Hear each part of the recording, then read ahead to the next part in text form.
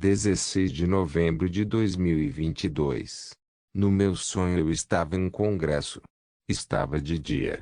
Vi uma conhecida lá. Caminhei em direção a ela. Olhei para o lado e vi a Débora. Reconheci que era ela. Porém tive um pressentimento como se alguém me observasse. Caminhei em direção à minha conhecida e abracei. Ela ficou surpresa e então sorriu.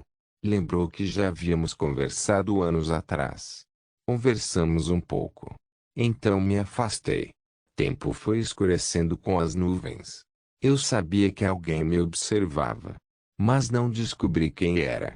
Dei a entender que eu não tinha percebido. Vi em um banco uma caixa de som preta retangular. Lembrei que era parecida com a caixa do sonho em que lutei com o dragão. Olhei ao redor. A Débora estava de frente para mim. Admirei rapidamente. E então caminhei apressado. Alguns conhecidos me pararam. Começaram a me questionar algumas coisas. Olhei a trave da quadra. Haviam duas árvores pequenas de cada lado. Alguns cones de treinamento. Havia outras árvores plantadas desordenadamente. Reconheci aquelas árvores.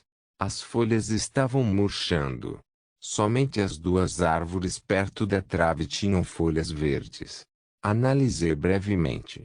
Vi que momentaneamente as raízes delas estavam conectadas.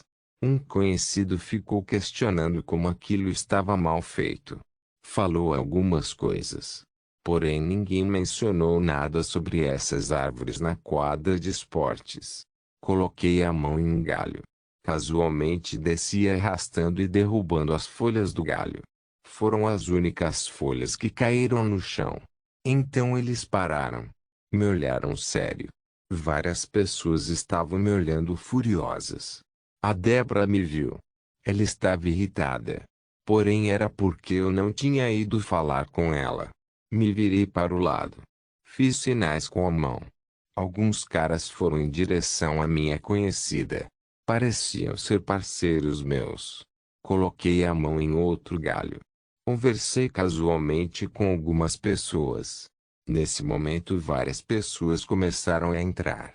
Parecia que iria começar uma palestra. Então arrastei a mão derrubando mais folhas. Arranquei o galho da árvore e soltei rápido no chão. Eu falei. Boneco marionete. Eles mudaram. Ficaram foscos e cinzas. Falei baixo sussurrando em tom de provocação. Vão fazer o quê? Vão me matar? Me virei. Cruzei os braços. Notei alguns dos demônios em forma humana me olhando. Mas eles ficaram parados. O palestrante se dirigiu ao palanque. Ele tinha mercenários como seguranças. Era alguém muito importante. Fiquei parado olhando. Eu estava nervoso.